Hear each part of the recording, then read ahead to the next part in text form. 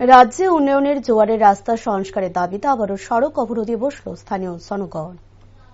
বর্তমানে ত্রিপুরায় সুশাসনের যুগ চলছে, তবে এরই মধ্যে মঙ্গলবার সকাল আনুমানিক 9টা থেকে অমরপুর নতুন বাজার যাওয়ার মূল সড়কের রাঙ্গাছড়া এলাকায় সড়ক অবরোধ করল ক্ষুব্ধ স্থানীয় জনগণ।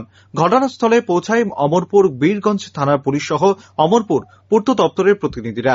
ঘটনার বিবরণে জানা যায়, বেশ কয়েক বছর ধরে রাঙ্গাছড়া যাওয়ার মূল সড়কের প্রায় 8 কিলোমিটার রাস্তা মরণ ফাঁদে পরিণত হয়ে রয়েছে। চরম দুর্ভোগে পড়েছেন স্থানীয় জনগণ।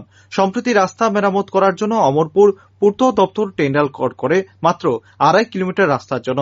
এই টেন্ডার ঘোষণা হতেই ক্ষোভে মঙ্গলবার সকালে উক্ত এলাকায় সড়ক অবরোধে বসল স্থানীয় জনগণ। স্থানীয়দের দাবি, 8 কিলোমিটার রাস্তা নির্মাণের জন্য টেন্ডার কল করে সম্পূর্ণ রাস্তাটি মেরামত করতে হবে। এদিকে সড়ক অবরোধের ফলে স্তব্ধ হয়ে পড়ে যান চলাচল। রাস্তার দুপাশে প্রচুর সংখ্যক সাধারণ যাত্রী সহ যানবাহন আটকে পড়ে। অবরোধ স্থলে দেখা গেল ভিন্ন চিত্র। স্থানীয় জনগণের সঙ্গে উপস্থিত ছিলেন তিপ্রা মথা দলের নেতৃত্বরা। আখেরে অর্থে অবরোধ কর্মীদের পেছনে ছিলেন তিপ্রা মথা দলের ব্লক কমিটি এবং জেলা কমিটির নেতৃত্বরা। এদিনের এই অবরোধ সম্পর্কে বলতে গিয়ে তিপ্রা মথা দলের জেলা কমিটির সভাপতি অশিরাম রিয়াং জানান বিস্তারিত।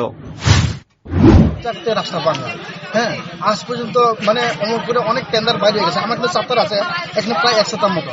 শুধু যে শহর এলাকাতে রাস্তা ঠিক করা হয়, যে দুর্গম এলাকা বা এডিসি এলাকাতে কোনো রাস্তা ঠিক করা হয় না।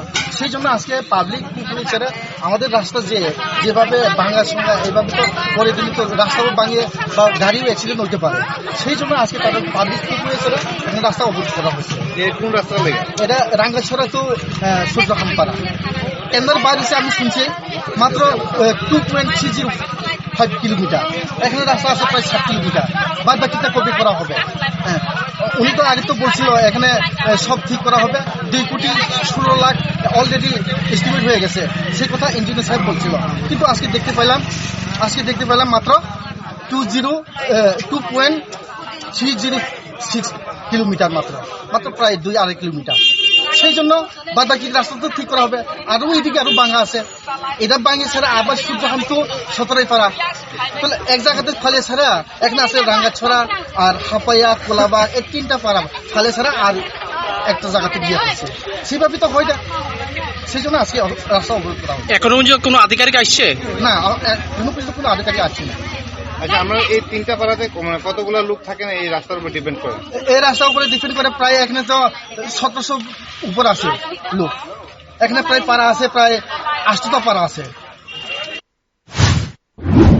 রাজ্যে ডবল ইঞ্জিনে সরকার উন্নয়নের জোয়ার তুলেছে। তার পাশাপাশি তিপ্রামথার এডিসি এলাকায় রাস্তাঘাট, পানীয় জল, শিক্ষার আমূল পরিবর্তন করবে বলে স্বশাসিত জেলা পরিষদের ক্ষমতায় বসেছিল।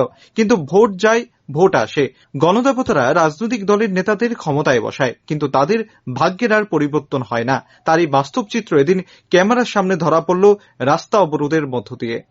Bureau report, rising Tripura.